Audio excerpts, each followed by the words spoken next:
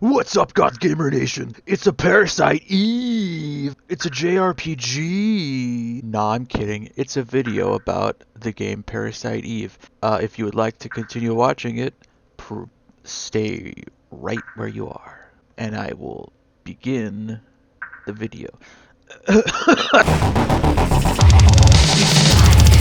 Dreams, life's not a dream. It's the right thing. It's not flowing through. Parasite Eve is a Japanese sci-fi horror action RPG sperm bank sabotage simulator developed and published by Square or Squaresoft in 1998 for the Sony PlayStation. In the mid-90s to early 2000s, Japan saw a renewed interest in horror stories, both in film and in print. Contributing to this new wave was the 1995 novel Parasite Eve, the original story which this game acts as a pseudo-sequel to. Like the video game adaptation Ring would receive, this game acknowledges the events of the novel but concerns new characters and circumstances. If you have read the book, however, it does seem to read like a retread, a here we go again scenario. Not that I read it, perhaps you'll have better luck than I did in that regard. Yes, I could have bought some kind of e-book, but then what am I going to dog ear and get my sticky, filthy gamer fingerprints all over? I'm f***ing disgusting. Before I discuss this game further, it's important that you ready some information in your brains. I'm probably gonna mention mitochondria a lot. I can tell already, so you should know that mitochondria, the meme of the cell, are little blue jelly beans that are found inside all of our cells, and there are positively dozens of these little bastards in every bit of your stupid body. Yes, inside you are a bunch of vibrating jelly beans, and they all produce energy called Anderson trip-hop hate that allows us to do all sorts of things, like drive a car, point at a dog, also age and die. Maybe you've died because you were pointing at a dog while driving a car. See, back millions and billions of years ago, when humans were not but soup, there were these pinkish jelly beans that didn't like oxygen, and then later some purple ones that did like oxygen showed up and were like, hey, let's hang out or whatever, and then it became a symbiotic jelly bean called mitochondria, which is kind of its own thing still. Like, they're there, but they weren't always there, and they only really get passed down from somebody's mother. The Parasite Eve novel was written by pharmacologist turned author Hideaki Senna, someone whose work consisted of testing drugs on mitochondria. Its title a reference to the theory of a mitochondrial Eve, an unbroken genetic line that traces back to the most recent common maternal ancestor of humanity, believed to be a woman in Africa hundreds of thousands of years ago. The DNA of human mitochondria has remained more or less unchanged since this supposed Eve. This idea was popularized in a study conducted in the 1980s, and for some, might instill some sense of unity, illuminate the senselessness of our racial divisions, or as several unsettling men dressed as Vin Diesel once said, family. Obviously, at least one person had the insight to instead think, what if mitochondria is more like a sentient bacteria, a single hive mind parasite infecting the cells of every human on the planet, and they've just been waiting centuries, millennia even, to make their move. Turn us all into protoplasmic slime and reign supreme over whatever cosmically horrific pulsating biomass of twisted flesh and alien tendrils the Earth will become. You know, optimism. The original Parasite Eve was published by a company known for anime and manga named Kadokawa. They were approached by Square producer Hironobu Sakaguchi to acquire the rights to adapt Senna's novel into a game, and from what I was able to dig up, a big contributing factor to why Kadokawa was willing to hand off its now golden IP to Square with complete creative freedom, as well as filmmakers and comic writers, was the fact that around this time their CEO was caught up in a drug scandal after ordering an aide to make several trips to LA to buy cocaine with embezzled company coin. So when Sakaguchi expressed interest, they were sort of hurting financially. So they were like, oh fuck yeah, you can give us money. You can take whatever you want. You want Guyver? I'll throw that shit in for free. Actually, do you have any blow? Development for the game was led by creative director Takashi Tokita, who had played a significant role in the production of games like Chrono Trigger and Final Fantasy IV, or 2, depending on your spawn point. Strangely enough, when Chrono Trigger was in development at Square, it required plans for what would become Final Fantasy VII to be temporarily shelved, abandoning a potential timeline where we would have got a 2D Final Fantasy VII for the Super Nintendo serial that followed a New York City detective in the not-so-distant future of 1999, who's hot on the trail of Cloud and the other main characters as they fight an evil sorceress. Obviously, the FF7 we got differs a great deal after they decided to make the jump to 3D, and New York City was changed to a different dystopian metropolis, but many details from this original incarnation were carried over to Parasite Eve's development. This is likely why the two games are often compared, and many have pointed out similarities, references, or just the general feeling that they are on something of the same wavelength. In 1998, Squaresoft had entered into a joint venture with American company and black-hearted villain of gaming, EA, creating Square Electronic Arts, where EA would publish Square games in the US and Square would publish EA games in Japan. And in the case of Parasite Eve, games would be developed using both studios. Many of the Final Fantasy VII staff were made to work in tandem with a studio in California, which resulted in a game that was unique and certainly cinematic for the time, but it also created a lot of difficulties in communication. On release, Parasite Eve sold very well and was reviewed pretty well. Amidst its praise, however, were complaints about its relatively short length compared to other RPGs at the time, and the drastic changes to the familiar gameplay loop of Square's output. EGM, after hyping the game's release for months and even including Aya on the cover of one issue, ultimately had pretty mixed feelings on it, writing, "Like most overblown summer movies, Parasite Eve has its faults. Several confusing plot twists had me asking, what the heck just happened? Scarce background music makes for mostly silent gameplay, and as far as RPGs go, Parasite Eve is fairly simple." CVG magazine wrote, "In the end, Parasite Eve falls somewhere between Resident Evil 2 and Final Fantasy VII, but never touches the genius behind either of those games. Aya is pretty though." Guys, for a second, just for a sec. While the novel was a big hit in Japan, it was not translated or made available elsewhere until around 2005. So in the time between Parasite Eve's video game release and translation, it had independently become a franchise and garnered this secondary following around a video game sequel to a book with no creative input from said book's author, leaving many fans mostly unaware or cut off from its true origin. There was even a film adaptation in 1997 that did make it overseas, but like in the US, people only really knew about Parasite Eve as a video game about a New York City cop shooting mutant rats, so I can only imagine this led to a lot of head scratching for gamers, saying, wait a minute, there ain't a single fucking rat in this mess. The game was such a hit in the US that rumors began floating around that Madonna, like the Madonna, had won a bidding war for the American film rights and planned to play one of the lead characters. There was enough traction behind this rumor that Square had to come out and deny that this had happened, causing games journalists to rationally respond with a unanimous, yeah, got it. Safe to say the iron is far from hot for that big Hollywood blockbuster adaptation, as the franchise has been left mostly abandoned for a decade following two sequels that were met with a lukewarm reception. It still has its ardent followers and defenders, however, those still willing to leap to attention when Square Enix renews the IP rights once again. But the more cynical of us pay no mind to such ghost stories, tall tales of good games. Parasite Eve takes place in New York City over the course of 6 days, beginning on Christmas Eve 1997, which may well have been chosen as a cheeky allusion to the title, but it's also one of many decisions that intentionally or not grant this game a decent amount of character. Speaking of characters, God, that sucked. That sucked, dude.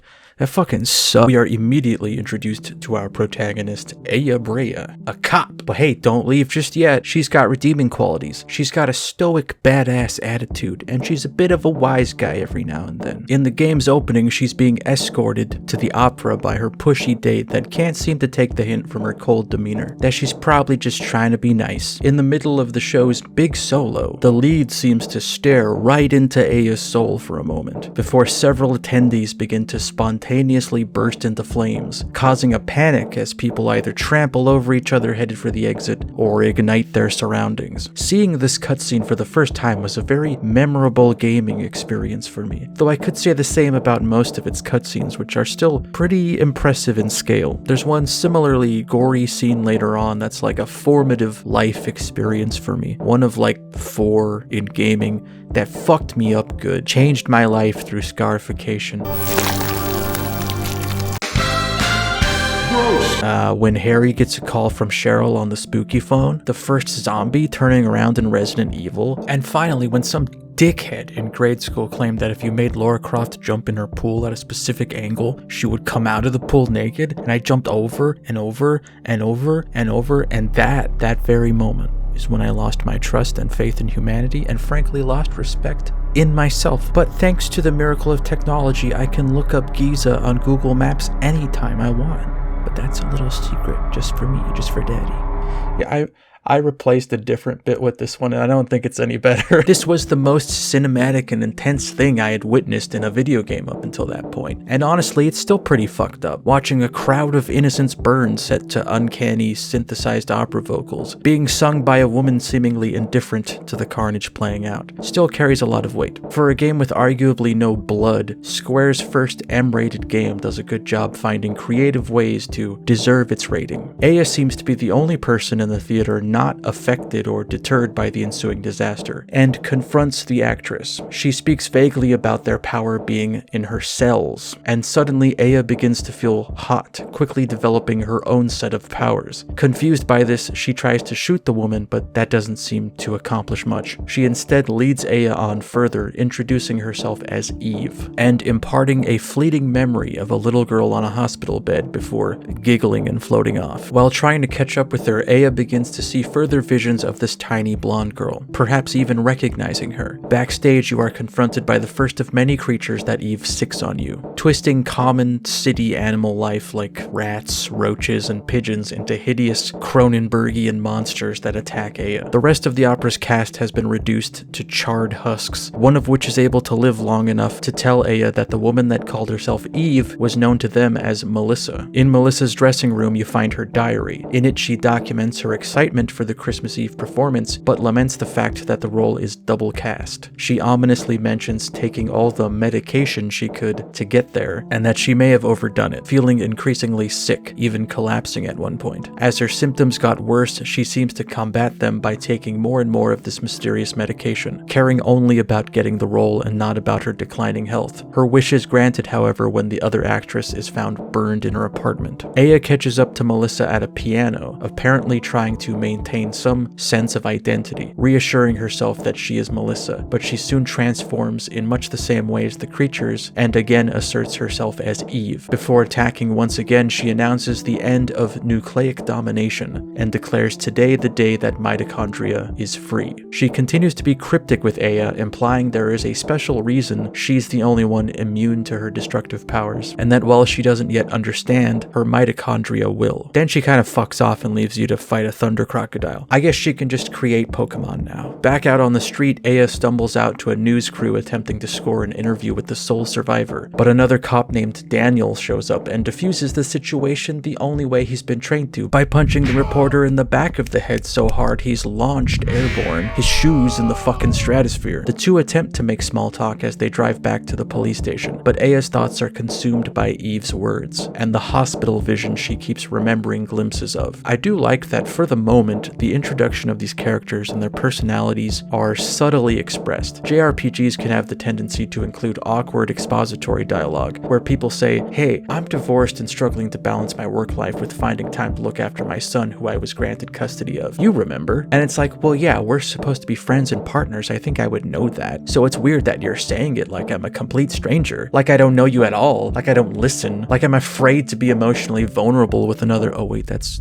spot on. In any case, we pick up on the fact that this is the shit that Daniel's dealing with without them having to bizarrely state it plainly to Aya. At the station, the other cops attempt to understand Aya's account of what happened, but aren't willing to buy that there was some kind of supernatural explanation for it. Melissa didn't have much in the way of friends or family, so there is nobody to question further, and her apartment burned down last night as well. Daniel, of course, sticks up for her and posits that if she's going to face a supernatural threat, she's going to need a better gun, which may as well be some kind of meta reference to the gameplay. If you're gonna make it to the second disc, you're gonna need to consistently upgrade and replace your weapon. Even the chief's like, I read your report, wild shit, I can't even begin to comprehend what you're going up against, but I'm positive it can be resolved with a gun. Take this gun coupon. It's not like the game is a stranger to sort of commenting on the game within the game. The brief snippet of the opera in the opening depicts a pseudo-Shakespearean story about a woman condemned and demonized by a kingdom for having magical powers. Daniel's son Ben shows up to bring him tickets tickets to a concert in Central Park that he completely forgot about because he's been so consumed by work, and Ben storms off upset. The chief makes Aya appear at the press conference for the opera incident, but tells her not to speak unless he prompts her, which she immediately does not do and awkwardly attempts to intimate what she experienced to a baffled group of reporters. Afterwards, she gets chewed out for stirring up panic. You remember way back when I was like, hey, the writing is actually pretty subtle. It's not always like that. It is sometimes, which is impressive considering when the game was released, but there are scenes like this where right after Aya has made a scene trying to explain that mitochondria are going to finally be freed, the chief gets a call from a Japanese scientist who asks about mito something. You mean mitochondria? And some random cop is like, I just read that some researcher at the museum wrote a new theory on them. Why do you know that?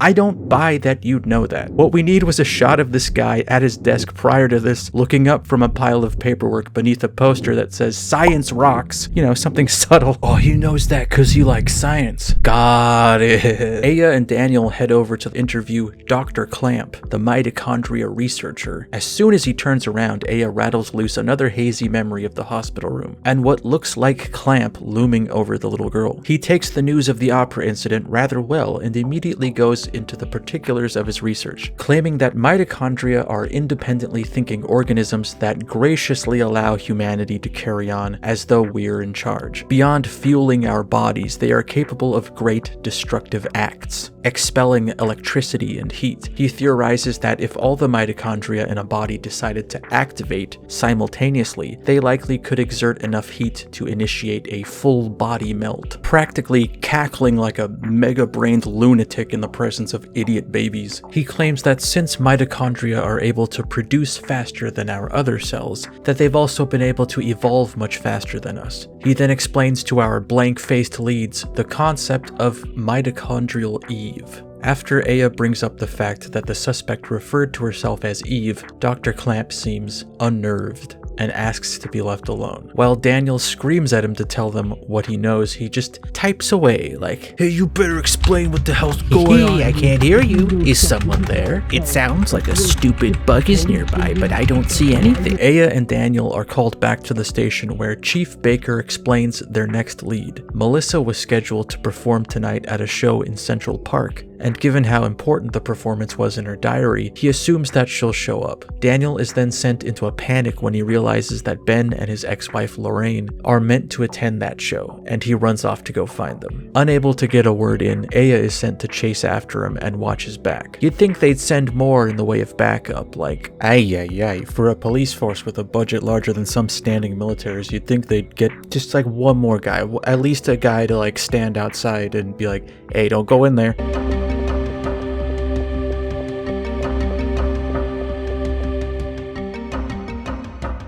Careful now. It's really interesting seeing a real-world setting and Hollywood tropes, but rendered with the hyper-real and often whimsical lens of a Final Fantasy. Swords replaced by police-issued pistols, and dungeons replaced by once mundane locations, like a hospital or a water treatment plant. And while the path to the antagonist is beset by fantastical creatures, they are rationalized with a hard sci-fi explanation, one that, while ludicrous, has some footing in existing research. You could literally Google several talking points and studies that come up in this game. It's wild. At one point they name drop Richard Dawkins, and I was just like, holy shit, that's a real transphobe. If you would not like to hear any more spoilers concerning this game's story and would like to play it on your own, feel free to skip to this time. I'm sure it's available on some modern console's digital storefront. It's funny, while I was making this, there was a Square Enix sale on Steam that will probably be over by the time I finish this. But it's odd that they have a 3-game franchise that doesn't seem to be a priority to preserve. You can buy Final Fantasy Legend for the Game Boy and play it in 4K, but you can't buy a simple port of Parasite Eve. Don't ask me how.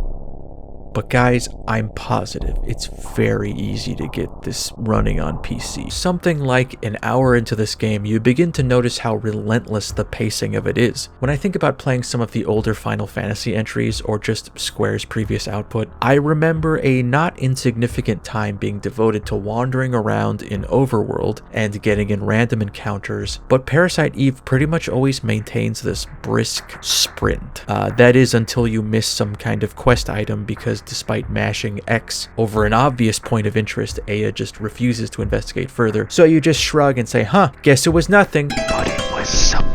When Aya and Daniel arrive at Central Park, Daniel runs off in search of his son, but immediately catches fire upon crossing some kind of invisible barrier. Aya convinces him to stay behind while she looks for him, which is another interesting way this game differs from its contemporaries. In some other game, Daniel and other characters you meet along the way would join your party and you'd embark on this adventure together. But all throughout the game, Aya is made to go alone, as she's the only character that can even get close to Eve. This frequently imparts a loneliness and severity to the plot that I appreciate. You kinda like these people, and it's worrying that they're made out of paper mache and you're not. She arrives at the stage just in time to see all its attendees melted into mitochondrial goo, then coalesce into some kind of single slimy organism. I have to get backstage and stop her. Buddy, I think that ship may have sailed. Pretty sure Ben and Lorraine just turned into fucking ramen. I love Aya, but she's really gotta work on her situational awareness.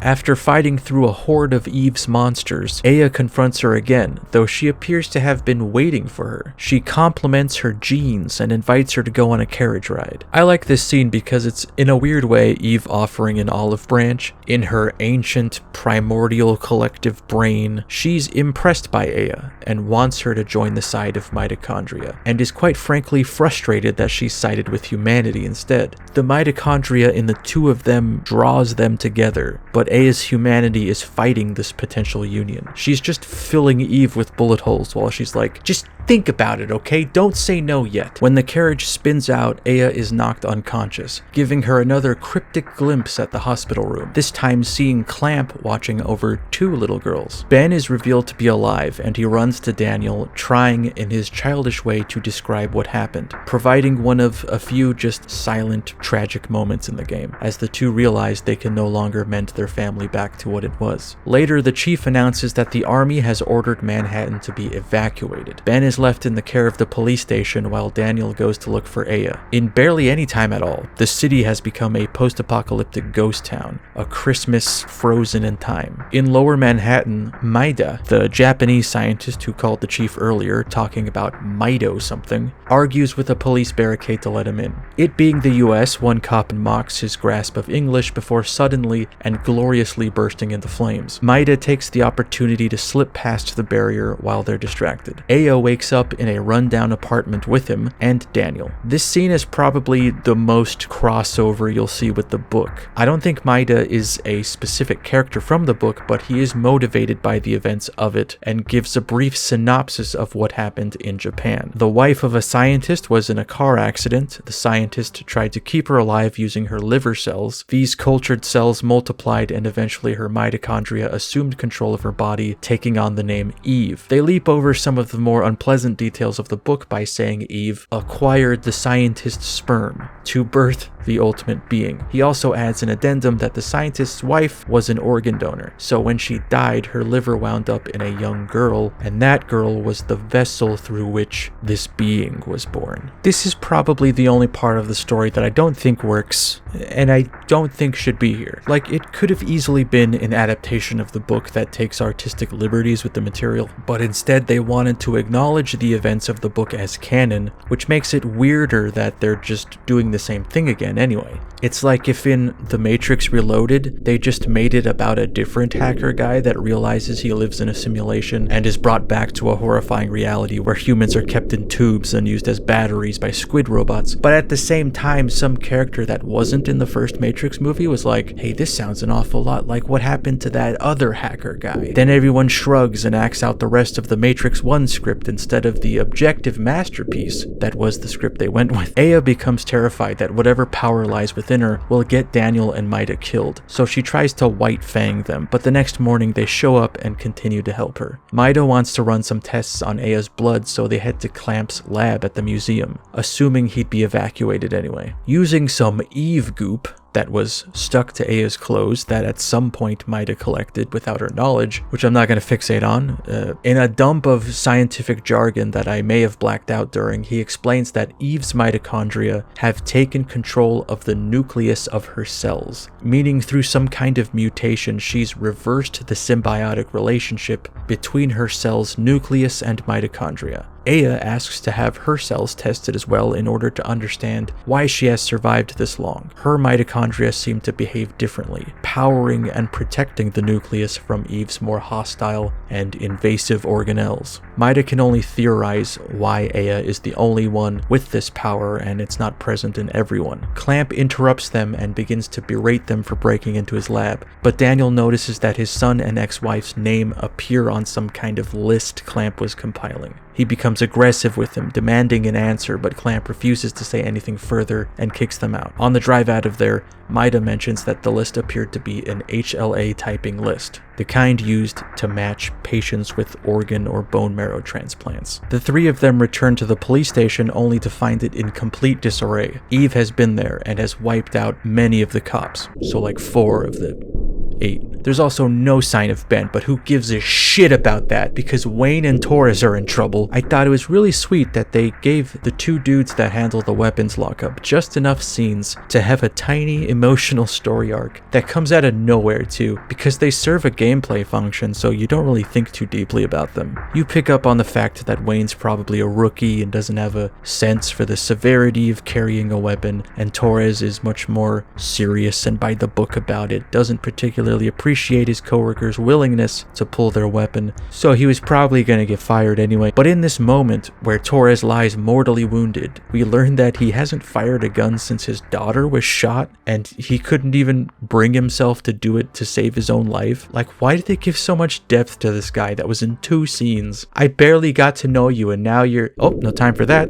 The game is introducing a new mechanic. Ben has been following around a police dog named Shiva and just narrowly avoiding a growing mob of Eve's monsters, until Shiva also begins to transform. As Aya races to catch up to him, the chief attempts to step in and protect him, but he doesn't carry around an ammo crate in mallet space like Aya. She's able to defeat the dog creature and Ben is reunited with Daniel. Even though it's easy to poke fun at the primitiveness of it, it is really rare and considerate for a game like this to devote time to smaller emotional moments that don't entirely move plot forward or dole out exposition, but just a simple, believable little bit, like Ben asking Aya to stop the person that hurt Shiva. I mean, it's using a dog to do this, which is cheap of them, devious, insidious even, but some modern games don't even offer that. Maida spends some time in the police station's lab and determines that, like the events of the Parasite Eve book, Eve's body is likely deteriorating as the parasite-like mitochondria feed off her. So he presumes, just as she did in Japan, she will need to acquire sperm. Thankfully this time around, she does so by hunting down a sperm bank.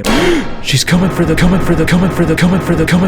Aya shows up to the nearby hospital and is taunted by Eve, while also hallucinating the girl she's seen in her memories, revealing her name to be Maya. I do like how much they show this clearly affecting Aya emotionally. She doesn't seem to recognize it as a hallucination, even showing concern that she must be cold dressed that way, and becoming sad that she keeps getting left alone. It's like these visions have tapped into some deeper hurt from her mysterious past. It's a shame these solemn, quiet moments are then followed by Aya yelling at a completely bewildered Doctor. sperm bank?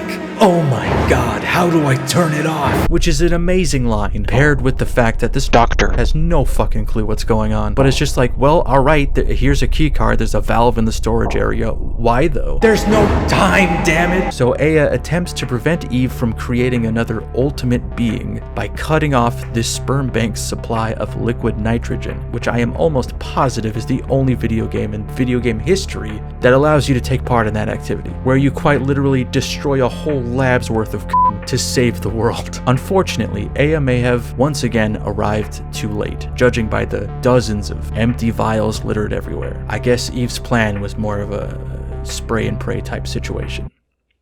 You know what? I'm going to delete that. Nothing's stopping me from deleting that. In this area, Aya finds patient records for her mother. She was admitted to the hospital along with her sister, Maya, after a car accident. Her mother was pronounced dead on arrival, and another file indicates that on the same day as the accident, a girl named Melissa, the body that Eve inhabits, was admitted for an emergency operation. And that's not all. What's this? Oh, my inventory's full. I gotta get rid of something. Hang on.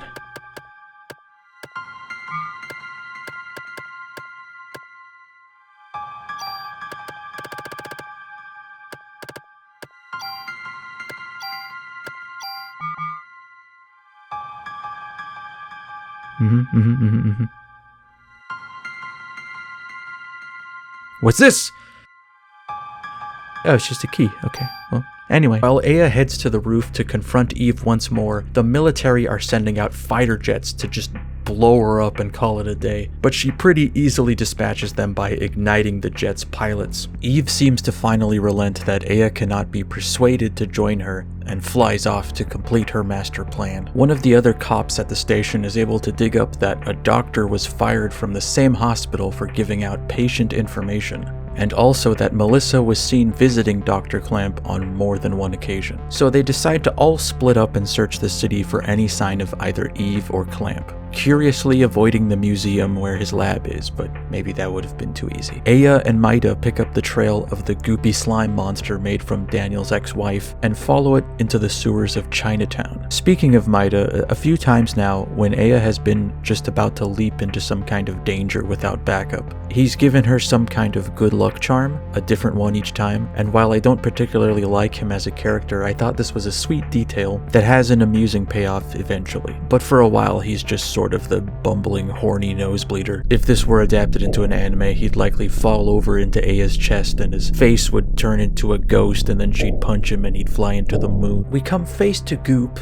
with the massive slime that once was an audience of concert goers, and Aya watches as it goops its way through the sewers and heads towards the museum. Arriving at the museum, we learn that the goop is somehow animating the bones of dinosaurs. And you know what? I'm not even gonna stop to question that, because we got dinos. Oh, wait a second. That's actually super, dumb.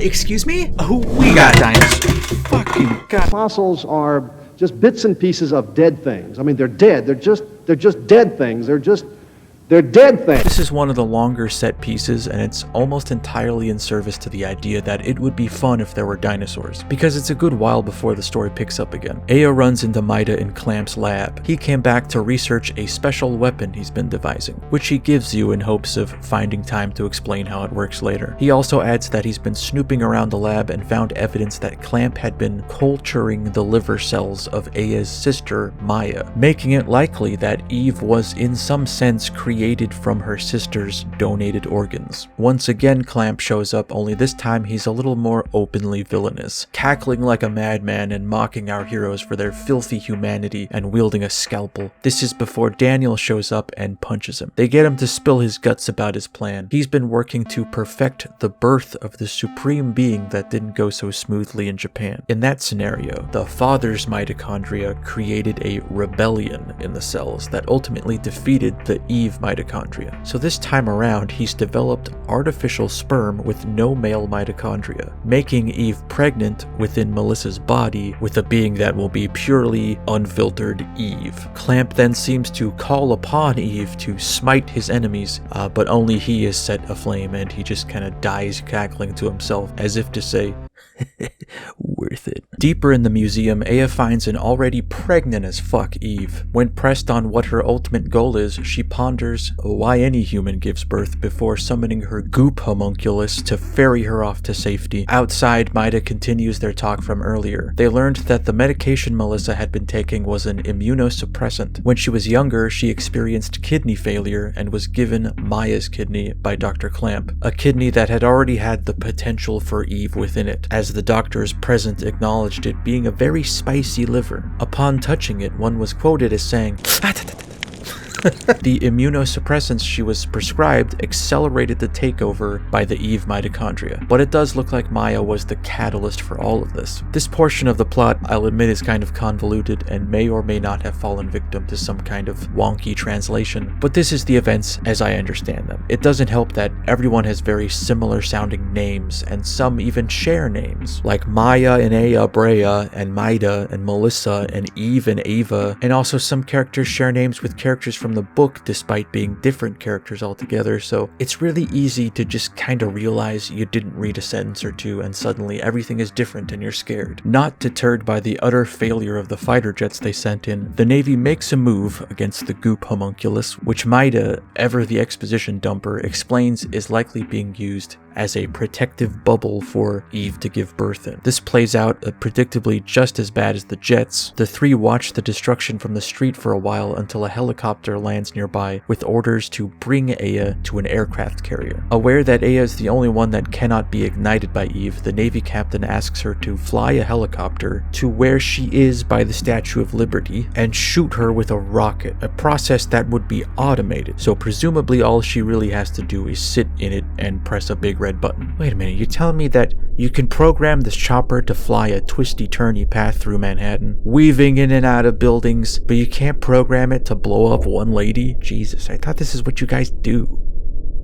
I bet you'd do it if it was a wedding. The missile blows up the Goop homunculus, but Aya sees Eve emerge from its remains unharmed and fucking dives out of the helicopter to finish the fight. They fight for a good while until Eve is defeated. She feebly tries to escape but collapses and melts into a puddle. Aya asserts herself and her uniquely evolved mitochondria as Eve's natural enemy. Can I share a gripe with you? Look, cards on the table, I like this game, but I was convinced that when they showed this shot of the Statue of Liberty covered in goop, that it was going to come to life and we would fight it. A presumption that I think is only partially my fault. Because look, when we're in the museum, the goop was bringing to life dinosaur skeletons, and even I understand that skeletons of dinosaurs in a museum aren't real bones. Like, dinosaur bones aren't real, right?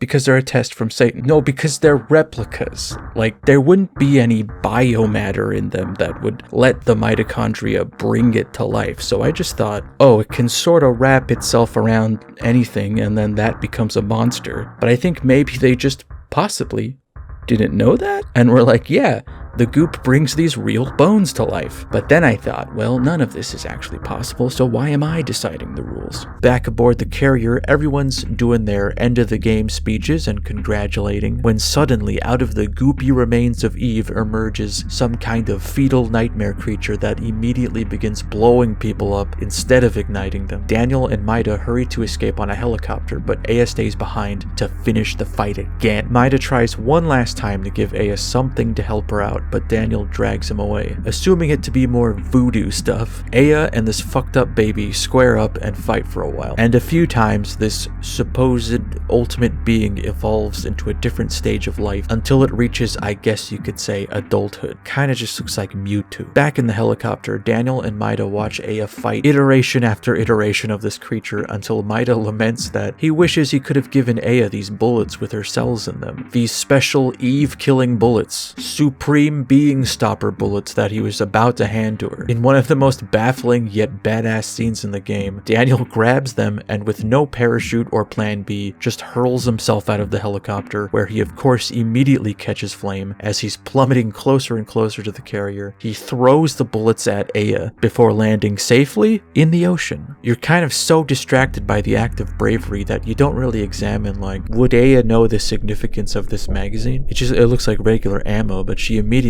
knows, special ammo, thanks dude. This does debilitate the Supreme Being, but even in its lowest form, it's still relentlessly pursuing her. She leads it all the way to the ship's engine room, where she does something to overload the engine. I don't know. She puts a banana in it or something and it explodes.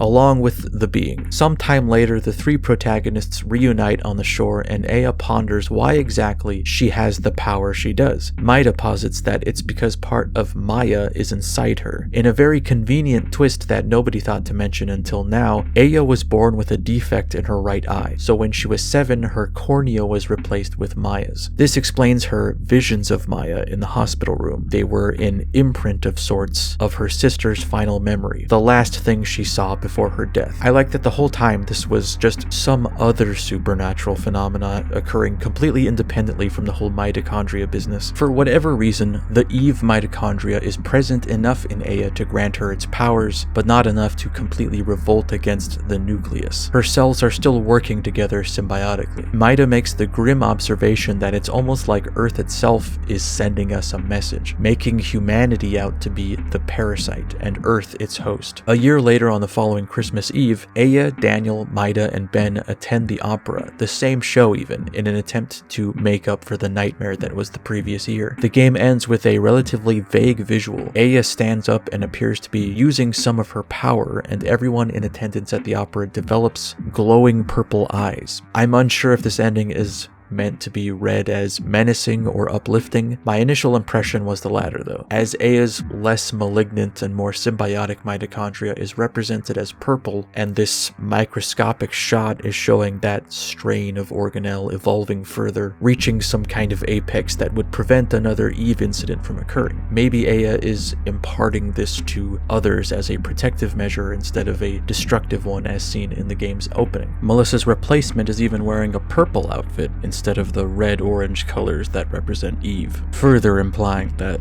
Purple Gang has risen up. Or maybe it's simply highlighting Maida's words, showing humanity as parasites, where any one of these fuckers could be the next Eve. This is, however, not the only ending, but it does feel like a more solid place to leave the franchise, were it to end with this game. Vague as it is, it's a powerful bow to wrap around the story of Parasite Eve, but there is an alternate ending that can be unlocked by starting a new game plus. In the first playthrough, during the hospital level, you can look out a window and see the Chrysler building with some kind of glowing energy around it. This seems largely irrelevant as you aren't able to visit the Chrysler building, that is, until you're given access to the map in your second run. And look, as a small idiot, any post-game content was a blessing, certainly after a game like this, which, as jam-packed as its story may be, is ultimately pretty short. If you could skip cutscenes and dialogue, there's probably like 4 or 5 hours of game here. And I'm sure there are some that see the extended dungeon maze that leads to the second ending as a worthwhile endeavor, especially the more sadomasochistic of you, the gluttons for punishment, the self-flagellators, the sick fucks. Have at it!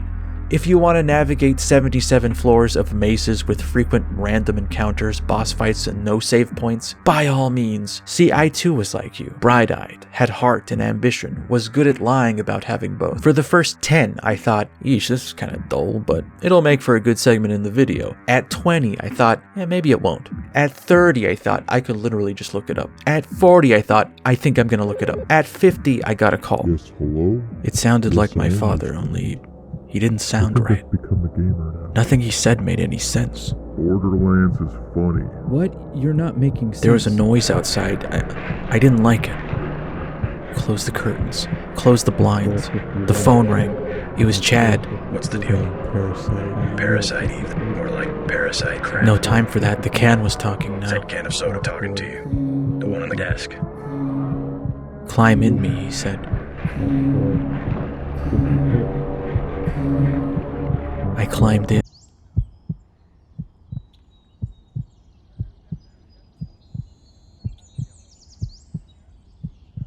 That must be why we're not shipping Windows 98 yet. Absolutely.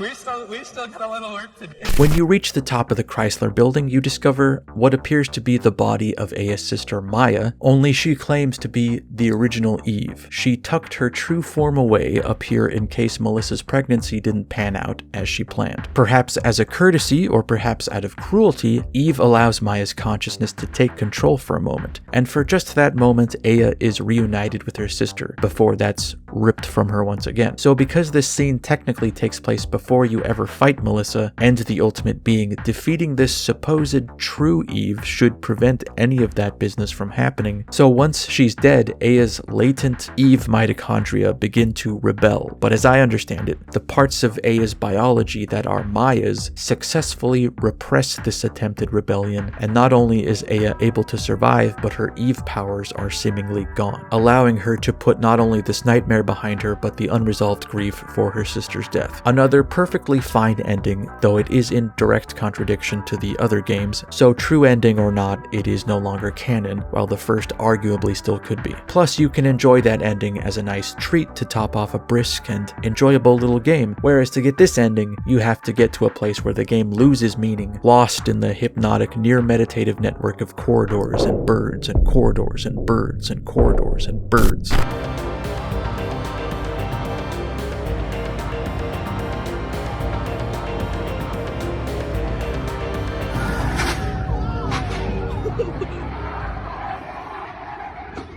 There is some feeling that Parasite Eve retains that I can only describe as cozy, not only because of its nostalgic place in my memory or its PS1 charm, but it being set amidst a snowy Christmas in an abandoned New York, focusing on 3 disparate characters driving around through empty streets and pondering how you stop an enemy that could turn a whole city into jelly by wiggling your fingers. It's in the little quiet moments of levity even, between the characters that don't always have some greater significance beyond flavor. Its complete lack of voice acting also lends to this, which was something that many criticized on release, but I think it perhaps unintentionally makes the experience all the more atmospheric. It does strike me as a genuine attempt to elevate or heighten the idea of an RPG, dubbing itself a cinematic RPG, which I assume is in reference to its focus on storytelling and action, with relatively simplistic RPG elements. It's more concerned with what would be cool or exciting, what would make for a more striking visual, rather than how consistent a game loop will this create, or will putting an insta-death chase sequence after a boss fight with 4 forms frustrate players. I'd say there are some horrific scenes in this game, and plenty things that are conceptually grotesque, but it very rarely behaves like a horror game, and most of the time plays like an adventure RPG with a sci-fi horror theme, something they must have realized and then tried to course correct with the game's sequel. Every once in a while though, it will toss you a horror bone, like when you tell this clown guy to fuck off and then you just hear something kill him in the other room, which is the same gag Silent Hill winds up using, though they do choose a more unsettling sound effect.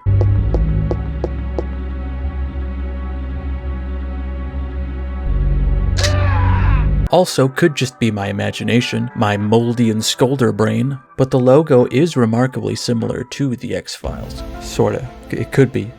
Maybe it's not.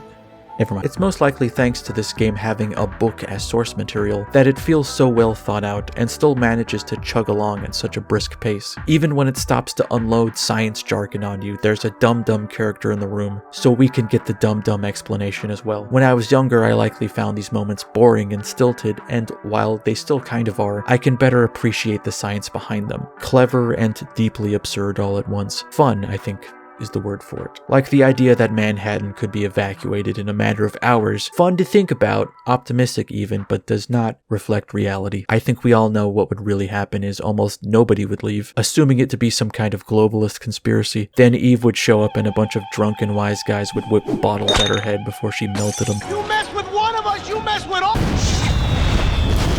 I think Aya is a likable and interesting protagonist, given just enough pathos on top of badass shit to do to make her memorable. Plus she's got at least 2 iconic fits throughout. Aya works so much as a character that I think when Square was considering rebooting Parasite Eve, Motomo Toriyama was like, what if we just reboot Aya? I mean, that's why we're all here, right? Maybe we can advance her character further by having her learn how to button her jeans. But then they keep getting fucking shredded, as if to suggest that there is no easy fix to life's adversity. Eve is also a really entertaining villain. Ancient, omnipotent seeming, a timeless, ageless being that existed beside humanity all along, hiding, seething, waiting for their moment to turn the tables, acting out some rage-fueled survival instinct, putting up with the indignant formalities of the human body and its functions until they can reach their true potential. Yet at the same time, she has this youthful arrogance that comes with new power, knowing she has the upper hand and likely won't be challenged. So the presence of Aya creates an interesting wrench in her plan. The one insect she can't seem to snap her fingers and make disappear. She doesn't really know how to deal with her. Does she befriend her? Do they join forces? Does she get rid of her? Can she get rid of her? There's like an almost mutual admiration that might come from the bizarre way the two are linked together, but they represent two sides of a biological fight that cannot work together. It's also sort of a novel take on their own format, that the enemies you fight are essentially pests that you'd find in a city anyway, but twisted by Eve's power to be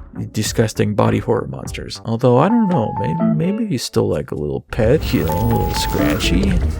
The Parasite Eve name may not have the prestige that Final Fantasy maintained, or that Resident Evil regained, or that Silent Hill could easily still have in a just world, but revisiting this game, it once carried itself as though it did have that prestige. I think it holds up. Its IP is viable as fuck. It still feels big, convoluted, weird, gross, still unique, taking a very adult, cerebral story and twisting it into a bite-sized disaster movie and cop drama mashed together. In its brief length, it finds time to be a little spooky, a little sad, and a little silly, and a little dumb, and that's why it's fitting for my channel, I think.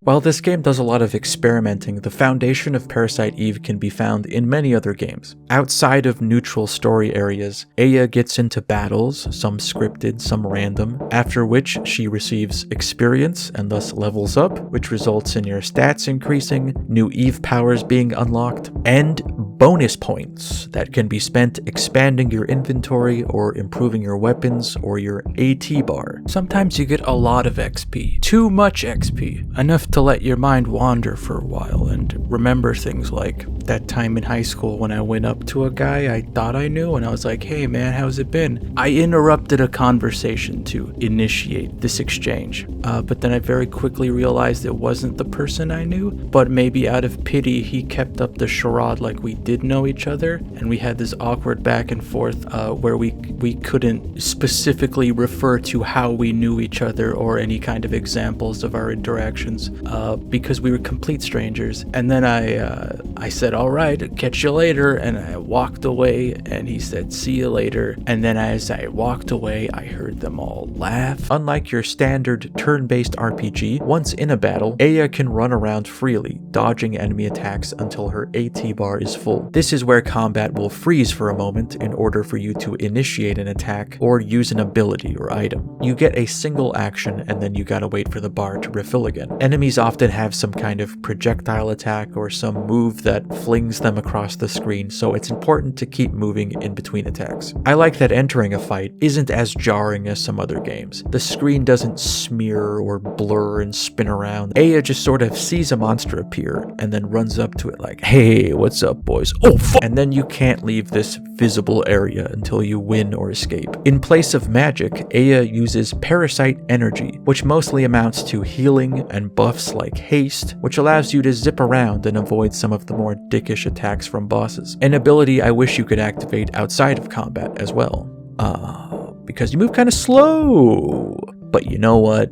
I ain't in no rush to get where I'm going. Later down the line, you do get some PE attacks, which are sort of a point of contention in the forum posts and discussions I've immersed myself in. The argument being that these abilities simply make the game too easy, which I suppose isn't wrong, and I don't have the most nuanced take on the importance of difficulty, but if it's a function in the game, I don't think you've lost credit or missed out on some vitally important experience by doing a thing the game encourages you to do. It's a weird little form of gatekeeping you see a lot of these days, suggesting that in a game that allows for multiple playstyles, if you don't play it the way I played it, then your experience is lesser. You've stolen gamer valor. You haven't been where I've been. And you know what? Maybe I haven't been where you've been, but I've been in the shower. Have you? You fucking gamers. You can wield a variety of different gun types, pistols, rifles, shotguns, and so forth, and in a system nobody would question given the game's setting, you frequently just stumble on better guns hidden in boxes and under rocks. Aya's luck at finding high-powered weaponry in drawers and shit is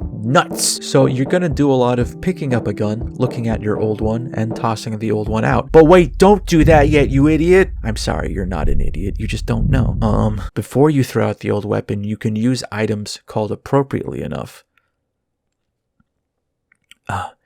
tools to transfer over the additional stats you've added to a gun onto the base stats of the new one you picked up. Or depending on how many slots it has, you could also use a tool to transfer over some kind of weapon modifier, like making your bullets incendiary or giving you the opening attack at the start of a fight. Moving anything over to a new weapon destroys the old one though, so you gotta be somewhat strategic about it. Much later on, or maybe not at all, you may come across a super tool which doesn't destroy the weapon, but get used to the cycle of gun cannibalization. This same process is used on your armor, which doesn't have as many noticeable differences aside from numbers being bigger, but also has slots which can be fitted with neat effects. Ammo works kind of strange. You probably won't ever need for it, as it drops pretty frequently. You'll also find it in boxes, or characters will just dump bullets into your hands, but you also can't buy it if you do manage to empty your supplies. So you could be left in this awkward place where you have to club enemies with a nightstick that has item stealing capabilities. I don't know, modern problems, I guess. There isn't any kind of shop or currency mechanic like you'd think there would be, which does in a way play into the game's survival horror sensibilities. There is more cause for tension when you have to be careful with how you divvy up death, but if you're even somewhat competently playing the game, it's pretty unlikely that you'll reach that point. Now, I just did in this video so you could see it happening,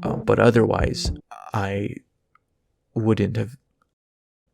Fuck you. Aside from the New Game Plus, there is very little side content to busy yourself with, and pretty much only one optional location to visit, which is a shame, but perhaps just the result of how tight and compact this game is. As cool as its overworld map is, the game usually tells you where to go, and you select it more as a formality, to feel like you have some control over where the story goes, and you don't. The most power you have is changing the main character's name, which honestly they shouldn't have even allowed that. At several points in this playthrough, I was like, this might have had more emotional weight if I hadn't given myself a stupid fucking name. Well, it's not like Aya Brea is any better. Come on. I'm not a fan of how laborious and exhausting the Chrysler Building dungeon is, and how it sort of puts the game's formula under a microscope, dissects it, removing its mystery once you've seen its glistening innards. But it does shine a light on some of the mechanics that you could pretty easily ignore, like trading cards, which can be traded for new weapon slots, or junk, which can be combined to make new weapons. Neither are at all needed, but it would have been cool to see them have more importance in the base game. I do like the idea of there being a ritual to returning to a hub with all the spoils I've squirreled away while meticulously trying to maximize space in my inventory, weighing the importance of every little thing I picked up. No matter how many spaces I unlocked, I was always stuffed to the gills. It doesn't help that some quest items, even after being used for their sole purpose, sometimes just stay in your inventory, and you can't just immediately discard them. I think the developers knew that this was annoying and intentionally tried to trip you up in a potentially game-breaking way. At multiple points, Maida gives Aya a lucky charm,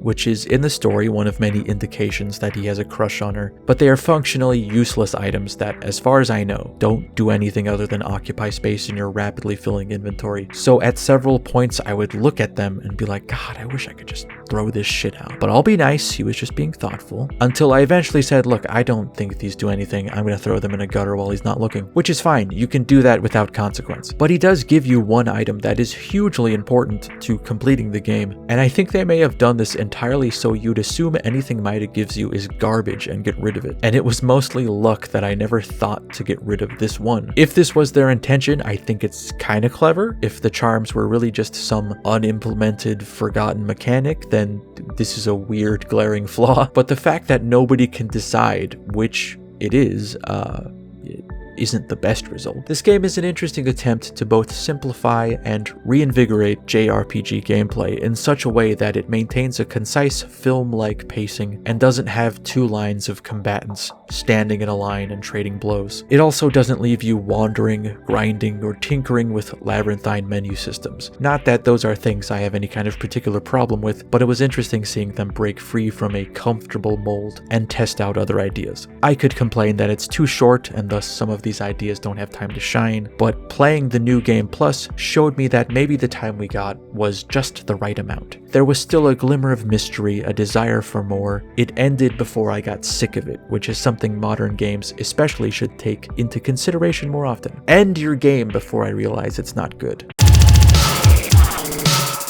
When this game came out, Parasite Eve was visually stunning. You're likely to find, even in the most critical reviews of the era, at least a footnote that the game, and specifically its cutscenes, were certainly impressive. Modern retrospectives will now include the caveat that, well, if you can get past how poorly the graphics have aged, you may still enjoy the game. And in my video, I'm gonna say how fucking dare you. She's still gorgeous, hasn't aged a day. Like many games at the time, Parasite Eve features 3D models placed atop pre-rendered backgrounds that still charm the pants off of me and then right back onto me because I need my pants, please.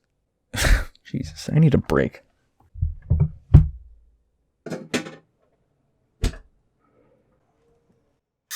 I've seen understandable criticism leveled at the lack of exotic or original locations, certainly in comparison to a Final Fantasy or a Resident Evil. Parasite Eve takes place in real-life locations that aren't often exaggerated or altered in any way, aside from being in disarray or abandoned or having some goop on them. But I'm so in love with the craft behind it, with the trickery and illusion of it all. Even the most mundane locations will have me scouring the screen, looking at all the little things they tried to cram into frame with its limited resolution. It does shine when there is substantial clutter about. The police station bullpen, the shitty apartment in Soho, with strobing CRT light just blasting the couch. You got a knocked over bottle with some content spilling out, an open suitcase, indicating someone tried to pack or unpack and then bailed on the process. It looks like a real place that I have lived in and continue to live in. The only visual thing I found a little odd was that Daniel and Maida all look like they are rudimentary depictions of real people. Some have even pointed out that Maida looks suspiciously like the author of the Parasite Eve book. And they have simple,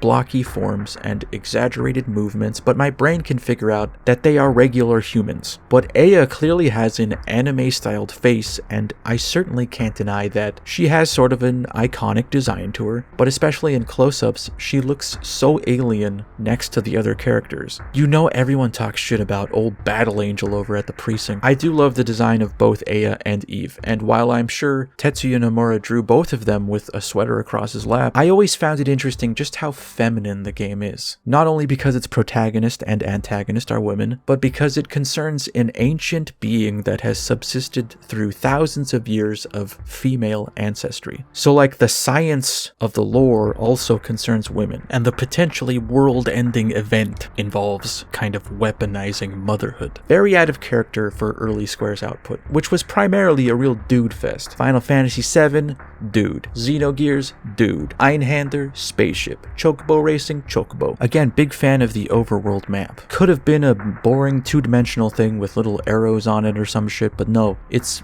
a fully 3D diorama with little animated details in it like boats and choppers flying around, and then when you pick a destination it zooms into it. So good. It's a shame you don't have more places to go. I think the cutscenes are still pretty impressive. Sure, people have uncanny smooth nightmare faces, but they all depict something rather complex, you know? An epic aerial attack with jets whipping around the city, a bizarre transformation where limbs split into alien appendages, skulls pop out of flesh like toothpaste. It's a lot. It's grand in scale for a game that could now be played on a calculator. I remember watching the opening montage of clips and just showing people as though it were a film. You gotta see. Like, dude, check out this collection of out-of-context clips of gore, scored by a dreamy piano and a breakbeat. Speaking of the music, the game has an absolutely wonderful, varied, energetic, and odd soundtrack composed by Yoko Shimomura, who before this worked on Street Fighter II, Super Mario RPG, and then following this game would make more of a name for herself by scoring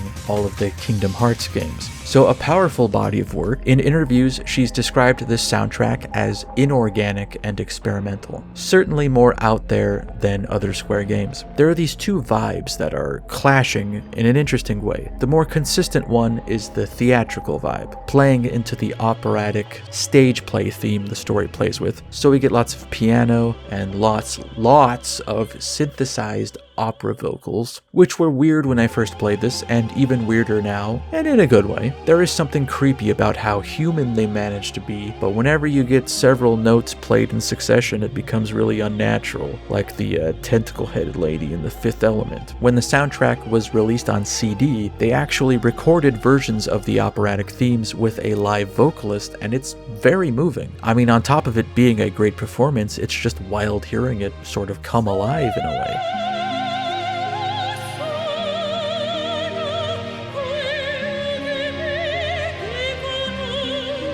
The other vibe was, in Shimamura's words, the result of her visit to the US to work with the American Square office, wherein she was taken to several dance clubs. So a number of tracks, mainly ones used during fights, are techno and trance infused, and many times there will be a fun mashup of these two elements.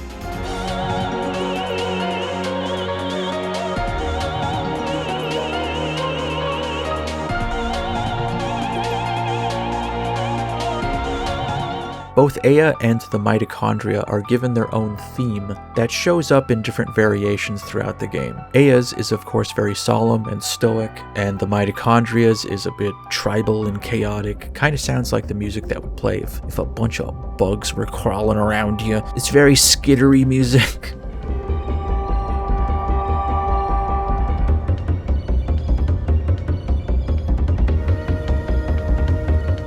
I've always thought it was a hugely powerful touch to end the game on a music box rendition of Sleeper's Wake by Bach. Especially given how ominous the final visuals are, it's a piece of music I've always liked, and you could ascribe a lot of meaning to it in the context of this game. Of course, after that plays a legitimate Spanish language pop song featuring Shani Rigsby that I do think is good, but further illuminates the unique dichotomy in the soundtrack.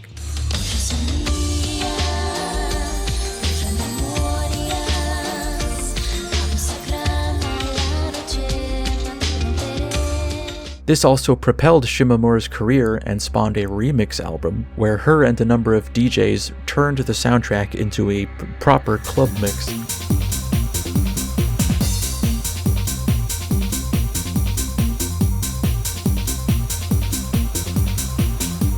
I wouldn't be surprised if it got play in some club somewhere in Japan, maybe. Then while you're dancing, you can be like, oh yeah, I remember this one. This is the one that plays when you destroy all that The themes and ideas of Parasite Eve would go on to inspire others musically, especially metal bands. Pretty recently, the British nu metal band Bring Me the Horizon released some kind of lukewarm doomer sentiment acknowledging COVID as a legitimate problem long after it had been, and titled the track Parasite Eve, which they do attribute to being, fans of the game, but there doesn't seem to be any other connection to the game beyond the title. As someone very familiar with making bad music with lyrics that could be found in the margins of a 14-year-old's history notebook, I think you can skip this one, and I would play a bit for you. But after I had spent 3 hours rendering this video, and then another 3 hours uploading it and waiting for it to process, the 6 seconds of it I used got a copyright claim. Consider that you being spared. This video is now better for that, so thank you, YouTube. So out of spite, I will suggest to you 2 other songs by other metal bands that both have a song titled Parasite Eve, and both seem to very clearly be in reference to the game. One by American death metal band Necrophagia, which you may enjoy if you like kind of early goofy death metal. There's even a theremin in this track. And also one by Finnish blackened speed metal band Bone Hunter, which is a lot of fun, very well produced, and very on point lyrics. Aside from that, I'm sure if you just put Parasite Eve into Spotify, you'll find a dozen or so, vaporwave and sad boy rap projects with anime characters on their album covers, with tracks dedicated to this game in some sense. So if you're starved for Parasite Eve content, so are lots of people, I guess. It's Parasite Eve, not Parasite Steve. This is basically a chicks game with toned down action and horror themes designed to appeal to girls' fears. Most guys won't like it. More basically, it's a failed experiment in game design. They had an interesting problem here with figuring out how to blend 2 contradictory game models, RPG versus survival horror, or leveling versus running away, but it doesn't work. The only thing interesting to me in concept, not execution, are the battle and weapon upgrade systems. The battle system mixes real-time evasion with RPG ATB. The problems are enemies too fast, mostly undodgeable area attacks, slow character, and enemies cast a slow spell to make you slower, and there's no room to move in the field. The weapon system has its own problem with annoying penalties and inconveniences. There are serious problems with pacing and story development, cutscenes versus playtime, and level design. The writers think that technobabble is story when it's just a plot device. There are parts in the game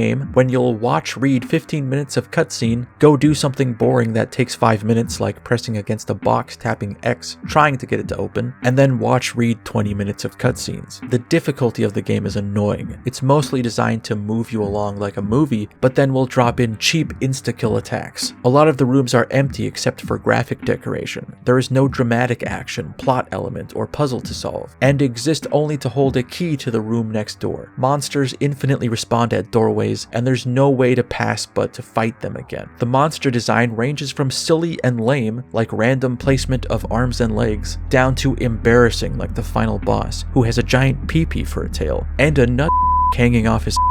For most of the game, you'll hear the same two songs, Overworld Arpeggio and Battle Theme. Camera angles suck. I could go on criticizing, but it's tedious. The game is obsolete and only of interest for game design students. Ah yes, the classic girls' fear of electrified sewer crocodiles and endless liminal space skyscrapers. I do find it weird that you describe this game as being so needlessly difficult. This girl game you should easily be able to overcome. You seem to have a lot of difficulty doing things that could easily be addressed with the game's own mechanics, like using the haste power to move more quickly and dodge attacks. I'd think you'd be able to work these sorts of things out given your superior spatial reasoning and more clear-headed emotional state. I can tell you have these qualities by the use of the phrase pee-pee. Way too corny, no replay value, too repetitive, too easy. Okay, so the graphics were really neat. Other than that, this game was barely worthwhile. I like corny storylines, but this one was way too corny, and I found myself having to seek out and beat the same idiotic baddies over and over again to get enough points to go to the next level, which was tedious. You also have to comb the same scenes over and over again to make sure you picked up all of the invisible weapon upgrades, but it wasn't challenging at all, just redundant.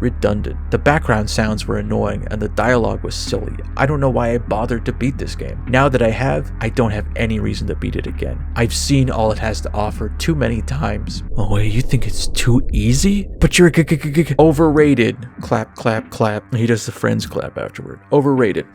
To anyone who is trying to play this game today, I just want to say that I played this under optimal conditions. Christmas break, 1998. At the height of my PS1 gaming power, and this game was extraordinarily mediocre. I know that a lot of people are falling over themselves to play the sequel, but you have to ask yourself, if a sausage factory like Square has waited over 10 years to make a sequel to one of their most, at the time, expensive franchises, was it really all that great? The game had a few good perks to it, customizable weapons, beautiful CG cutscenes, a pretty unique storyline for an RPG at the time, but if you play it without the rose-colored glasses of nostalgia and collectability, you will find an utterly mediocre gaming experience. I beat the game from start to finish, and at the end of it, I can only say I spent 30 hours of my life on this. I gave it 2 stars, mostly because it was a risk on Square's part to break away from the successful Final Fantasy sci-fi settings, which is commendable in itself, and I had approximately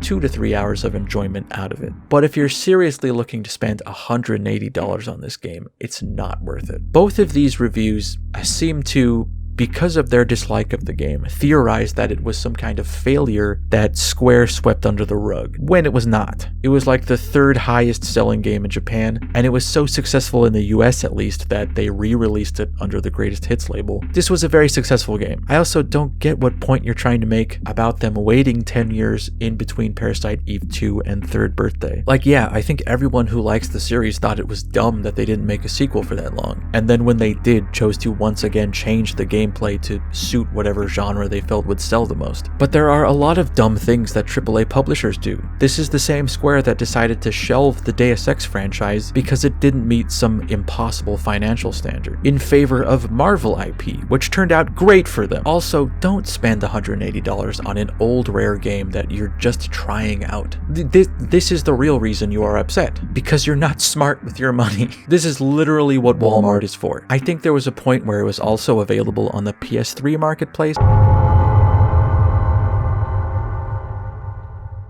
but if it's not available any other way, I don't know. Might be they don't want you to pay for it. Terrible graphics and poor lighting. I remember this game being much more fun when I played it 13 years ago on the PlayStation. The beginning is still sort of fun, but the graphics are extremely terrible compared to the extremely amazing graphics of today. So she more or less looks like a white blob with a black smudge on it, although the lighting was so terrible that she always appeared to be in the dark, and it was a wonder that I could see her at all. Still a great buy for reminisce sake. I can't believe you became a nearly entirely different person with different tastes and interests over the span of 13 years. That's wild.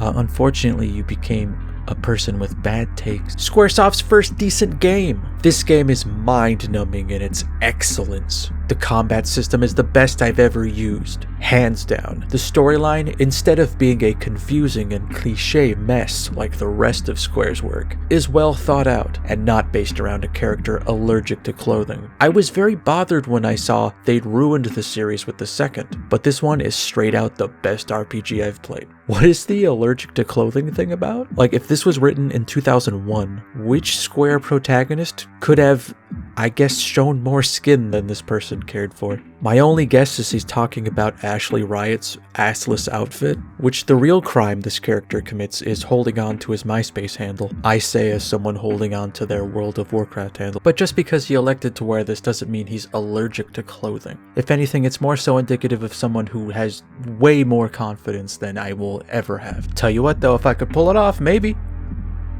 Maybe. In certain settings, maybe. One of those would be a castle, though. I really like the sentiment. I was very bothered when I saw they'd ruined the series. I guess I feel that way about a lot of games. Every time they ruin a series, I get so bothered. Stop it, I say to them. You're bothering me.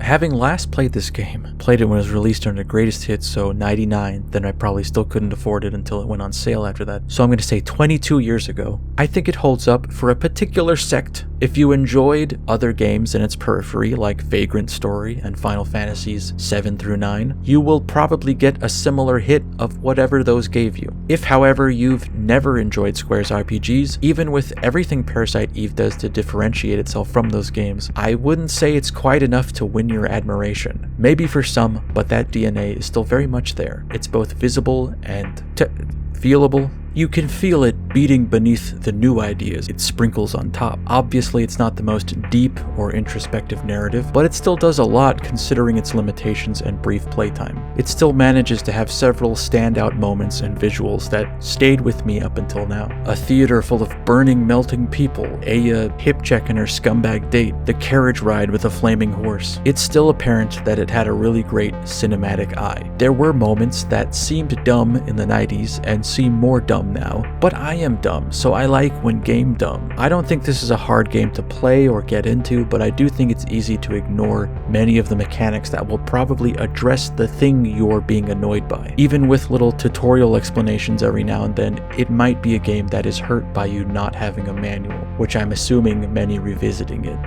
won't have. I mean, you can look up a scan of it, I'd imagine, but I understand that would be tacking work onto playing a game, and I would never suggest that. Games are hard. I've always said that. Games are hard. One reason I do wish the game was longer is that it's only towards the end that I really felt like I understood all of the game. I saw the loop, so to speak. But by then it was over. And while I did momentarily enjoy using this knowledge in the post-game content, that really wound up souring my entire experience, so I don't suggest that. The base experience is enjoyable enough and is full of all the charm of the PS1 at its height. At first I thought I'd mirror a lot of negative reviews about the music becoming repetitive and annoying, because I certainly got to that place, but I was listening to it while writing this, and I can still vibe with it after I've put the game in my rear view. Despite what literally every aspect of my channel suggests, I try not to look at things through rose-tinted glasses. I try to put on my garbage glasses, which are often difficult to take off as well. So while I can acknowledge that Parasite Eve was a formative experience for me, I certainly don't have the same strong feelings about that experience as I probably did as a tween. Games have accomplished a lot in the interim, changed a lot, and my taste in games, much like Eve, have evolved and changed shape as well, twisting into a hideous monstrosity, and everything just seems to be burning around them. Well, that's the end of the video. Thank you for watching it. If you liked the video, consider interacting with it in some way by subscribing, liking, watching other videos. Oh, and the stuff in the description, like my Patreon, Discord, Twitter. Yeah, so that's there. No pressure. Yeah, anyway. An extra special thanks to Ailing Unkward. How did I fuck up the first name? Ailing Uncle. 2 password for kids. Afingama. Bummel. Like, I'm gonna read them anyway. You don't exactly have to try to trick me, because then I can just pronounce it like an idiot. Alex Raymond. See? He wrote his name a bunch of times, and I just say it like the idiot I am. Alexander Smith, Alexander Sundin, Andre Perkins, Bayard Brown, Ben Carnell, Daphne Pittendry, Dark Raptor 86, Dr. Beard, Dos Days, Edward Avila, Fartmother, Game Master, Garrett Gavinus, Gody McGork, Jay Alamin, Joseph Zanoni, Carrot, Marcus Chaney, Morgan Harper, Mundane, Necronoxicon, Nekot the Brave, Newstime, Octo, Oisto, Patchwork Black, Philip Woolley, Roland, Salvatore Tosti, Sammy! Scarthorax Lord of the Roaches, Simon Donaway, Snapplefish, Souls Like of Podcasts, Stukabliat, This Deal is Getting Better All the Time, Turts, Crashpunk, Avanerve, Face, Giraffa, Sergey Vorontsov, A Hanging Chad, Agendine, Brady the Sanity Tax Collector, Brozoof Jones, Cantankerous, Donut Stalker, Dubs, High Food Court, Ishanji, Mad Monty 98, Mike Coxlong. That one didn't get me, I just like saying it. Mearden Emery's, Nafis Hook, Ophelia Fishwife, P. Dizzle, Persian Air, Please Stop Treating Player Agency as a Negative, Leaning Left-Right Manually Isn't a Fucking Cover System, It's Basic Movement, Robert Brandon, Samuel Ward, Smokey, Technica, 410,757,864,530 Gay Cops, A Guy in a Jacket, Alistair Stewart, Alexander Ulbrich, Ali G, Andrew Hagstrom, Andrew Light, Andy Krieger, Atari Steed, Ben and Kara Dowling, Bishy98, Bobby Campbell, Brendan McFadden, Brett Weaver, Brody Gibson, Colby, Colt Aflita, Dan Cullen, Daniel Streb, David Fromke, David Harpstrite, Dazed Clockwork, Example Username, Haley Bobella, Hitoshi-san, Jake Desi, Jake Raynor, James Bloom, June Choi, Jordan Balzano, J-Raptor, Captain Ketchup, Leopold Gloom, M. Mandalore Gaming, Max Cohen, MCR, Miles Phillips, More Sharks, Mr. Ducky Quack, Mystical Lint, Name Requires DLC, Nick Hill, Nick Timmons, Nunu,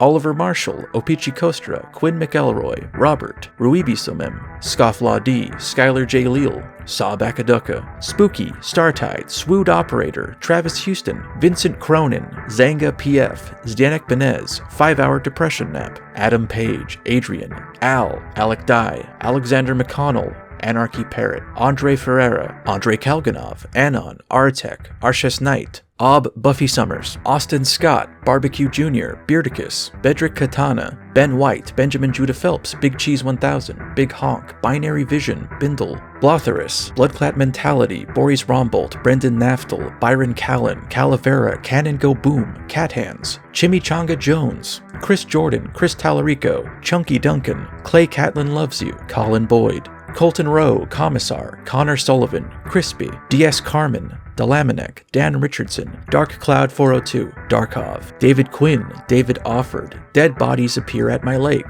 Declan J. Keane, Der Commissar, Devin Rampersad, Devlin Gillespie, Dilda, DJ Necroman, Doxapine, Dreadhead, Dry County Blues, Edward Crawford, El Jaguar, Elizabeth V. Haste, Ursandro, Yulina 7, Exidium JTR, Fazy, Fix My Brain, Frodo Ballbag, Jeremy Tibbles, Greg Buchold, Greg McKee, Grimbeard is cute and strapping. I would rather prefer to remain anonymous. INTJ loves her INTP. Evo Zap, Jay Marshall, Jared Siri, JDog3433, Jean-Philippe Malouin, Jessica, Jesse Randall, Jim J, Joe Face, Jojo Evans, Jovan Jameson, Julian My Julian, Justin Stewart, Khalil Corey, Chris Odie, Lori Kubri, Lazarna Chekhov, League of Struggle, Leland Miliokis, Leon Holmes, LGX, LL0X, Lorelei, Lost Via Domus, Lucas Kettner, Major Millions, Mangy Mongrel, Matt F, Matt Bastard, Megan Carmody, Murr, Micah J. Best, Michael King, Michael Pelican, Mike Garza, Mocha, Moonpix, Mr. Sark, Mr. Boojangles, Q-Chan, Nicholas Nelson, Noel M, Nuan Sonar, Oh Heck It's Noah, Olympus 3DX, Omar Iid, Otter Soldier, Pen Knight 89, Petrus Montanu, Piketty, Please Keep Making Videos, Ray Fox, Ronan, Sagus Aches, Savvy Fav, Scos117, Scott Aldrich, Sean Clausen, Sergey Vidovin, Ziegand, Sleepy Poss, Smokey Jefferson, Sonata Fanatica, Spaceman Spiff, Spider, Splort Dusky, 7th of his name, Steinuel, Steph Van Andel, Steve, Strakinian Radenkovich, Sweet Pete, the man, the myth, the guy over there in the back seat waving hello folks, remember to hydrate, Sydney Steverson, T. Grim, we've heard your Dean Sam Castiel and Crowley, Bobby Singer next. Sammy! Bobby Singer. Damn it, boys. They keep bringing me back on this show. Just let me die. Balls. Terranism, The Great Mutato, The Sleepiest Sarah, Tindalos, Totally Not a Mimic, Trenton Wilkins, Turbobra, Tyler F., Vargar, Vivitis, We Are Zinzin We Are, and We Are Plenty, Ween Supreme, Yak Spiker, Eves Yang, Zachariah I Am, Zin, Zubertuber, Arsile Markusen, A Perfectly Normal Human and definitely, positively, absolutely, surely, totally not a dog that learned how to use a computer. AJ Leroy, A.L. Carpenter, A Bonkers Chicken, Adolency, Adrian Facci, Adventure Game Geek, Alex Hanna, Alexis Pincinalt, Andrew Gustley, Anno, Anthony Daniel, Eris Alessandrakis, Austin Mathis, Baker, Ben Tauda Shape, Big Hubert, Boop Butt, Brad, Brian Sanson, BS Fam, B Soutby, Kaz, Chicken Legs, Christian Danny Storgard, Christopher White Schneider, CMG161, Corrine Green, Creepy Lounge Lizard, Krylar, Dale Walden, David Moreau, Dizzy Rogue, Drenched, Dylan Clements, Dinah, Urf Gohard, Fabulous Freckles, Feeder Goldfish, Frank, Freaking Bamboozler, Future Disco, Gamercot, Gamesbrit, Gargantua, Gato Malo, Half Asian Viking, Harry Sykes, Hashi Singh, Herb Messiah, Hinchus, Hiss, Homeboy Dirtbag, Wheelay, Ignacio de Guglielmi, Isabella Stoner, Jacob Hanley, James Sutherland, Jed Grahek, Jeep Pete, Jesse Karczynski, Joe Reynolds, Johan Kvand, Johannes Preisa, John Nabori, John Z, Jonathan Becker, Josh B, Joshua McLarnon, Yoni Niamela, Yuha Kauri, Cocoon, Karen Mayville, Kevin Thurber, Krampik Newt, Laszlo, Lucas, Lucian Jelly, Level Zero, Matthias Waltman, Max Karlaftis, Melly, Melon, Mind Like Water, Mr. Mundus, Miargar, Niall McCorkindale, Nicholas Monroe, Not a Door Person. That's a good name. OK Cat Dad, Oliver Darmody, Ombud, Pedro Costum, Perennial Astronaut, Phony Soprano, Pyotr Sankovsky, Professor Nex, Pixelfish, Raven6677, Rana Banana, Resurrection, Ricky Goss, Ricky Rigatoni, Rith, Roast Samson, Ryan Hollinger, Ryan McLeod, Sam C, Sam Myers, Samage, Schluff, Schwabalaba, Sean McDonald, Seaway Jerk, Sentient Turtle, Sean Rogers, Silvano Gonzalez, Sinan the Montoya, Sir Alohomora, Slava Saknienko, Slavic Dreams, Solarbox, Stephen LaFlame, Subdermal Cassette Loader, Super Dunman, Sven Grell, Psynoise, Surprise, System 16, Tatami Guy, Tax Deductible, TDGW, Test Done, That Uninformed Guy, The Gaming Beehive, Little B, The Real Kal-El, The Magnificent Spud, The Super Pickle, Thomas Jackson, Thread, Uncle Dozer TV, Val Halverson, Valinora, Varioth, Vinculus, Visitor Information, Warhopper, Whiskey Grenade, Your Patron, Yuko Valis, ZJ. In Daffy Duck voice? You think I can do a Daffy Duck voice? What the fuck does Daffy Duck even sound like? I can't even remember. I slammed my penis in the car door. The fucking things I do for $1. I know, slammed and penis are the only words that utilize his weird lisp. I slammed my penis in the car door. I can say that as me. Anyway, One Eyes Are Low, Adrian, Alberto Ferreira Valverde, Alex Armybull, Alex Spears, Alex Yui, Allegory, Alpaca Omega, Feeder of Blood, Anna Trans Rights Exo, Anders Evanrud, Andre Kurnkov, Anonuff, Astro Shepherd, Azroy, Bertigan, Basti, Benjamin Payne, Bernard Walker, Bertie Bertig, Bertie, Big Death Energy, Big Danger, Bitmatter, Bo, Bobson Jr., Boy, Brand Faust, Brandon Shock, Bratishka, I Brought You Something to Eat, Buckaroo, Cabbage, Cam, Kamala Pardis, Cassidy Moser, Chalabard, Chef Toker, Chonko Ronco, Chris Barb, Christy Mallory, Chunkus Manhunkus, Clinton Attaway, Cloister 56, Conrad Eastman, Cryptid John, Dalton McCabe, Danzinski, Dandy Alexander, Danny D, Daniel Genn, Daniel Newberry, Daniel Pena, Dantech K3, Dave Bojack, David Betzinski, Dead Alewives, Delta, Damar, Dezu, Devaeth Faust, Domingo Carlo Martinez, Dustsucker, Edmo Philo, Edward Wheeler, Eggs McOmelet, Emmett Arthur, Epic Dude 467, Eric Leong, Erotic Fridge Magnet Poetry, Eugene Balder, Fitzgerald 93, Florian Vogel, Franziska Dimitrovska, Frantic Atlantic, Freaky Demon, Franz, G. Brading, G's, Genuine Chillcast, Gianni Matrigrano, Gideon Joubert, Gray, Fuck I'm a Refugee Now Heart, Gribbly, Gerlin, Guy, Guifa, H.O. Longboy, Hannes Jacoby, Hazel Connor, Heimo Statman, Hofflerand, Holy Molid, I Fall Down, Ian Bernick, Incorrect Beans, Inside My Strange Place, Jacob Gardner, JB, JCL300, Jick Magger, John Adams, John Arajo, John Brumley, John Kamich, John Stone, Joshua Kahn, Joshua Stewart, Just Isaac Again, Justavian, Khalifas, Karate Schnitzel, Carpad, Casey Gould, Kimia, Curano, Kyle Williams, LaFazar, Laura Harwood, Lauren Miller, Lee Stone, Leonardo Antonio Aquasanta, Les, Louis Quinn Whalen, Liam, Low C, Lucas Meindl, Luke Gazaway, Lynn Lovett, Monolith, Magnodick, Manu Weidman, Mara Alina, Matt Clark, Matt Hall, Matt M, Manchester, Matthew Arrowood, Mage Win, Metal Crew, Mia, Michael B, Michael Henderson, Miguel Amaro, Mike McMuscles, Mikey Tambourine, Mojave Jade, Moral, Mungo Jerry, Nagru, Nathaniel Clark, Nathaniel Dolenchuk, Necro Anal Crusher, Negative Creep, Nick Johnson, Octo, Pagan Butler, Peach, Pentagon Black, Phoenix Flames, Frand, Pinky, Piotr Skubawa, Piranut, Please Stop Calling Me Gay, Poet Russell, Pommy, Popeyed Bark, Prodmage, Pugs Please, QL2040, Quirky Top Hat, Rachel Rose, Rasmus Karras, Raul Vidal, Red, Redo KB, Reflect, Rayo Palmiste, Replicant, Ruben, Robert McMahon, Robert Scotland, Roosevelt Hoover IV, Ryan Malone, Saint, Samantha Wells, Sammy 3D, Sarah Denman, Scott Valline, Sean Bradford, Shazbot101, Shempemite, Shantiva, Snaggy Duck, Sokadeth, Someone Finally Pays Me, Space Lizard, Sparkle, Summer Storm, Sweet Easy,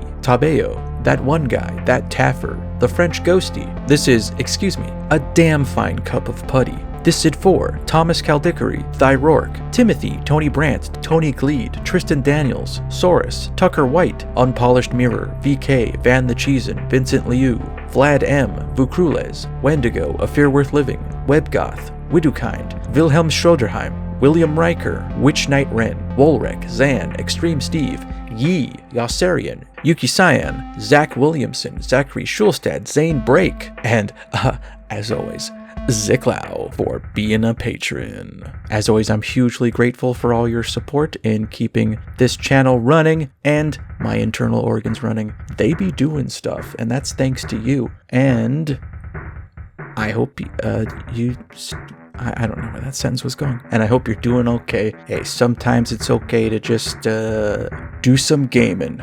And I'll see you as soon as I make another video, which I will begin work on right after this one. Bye-bye. Thank you again.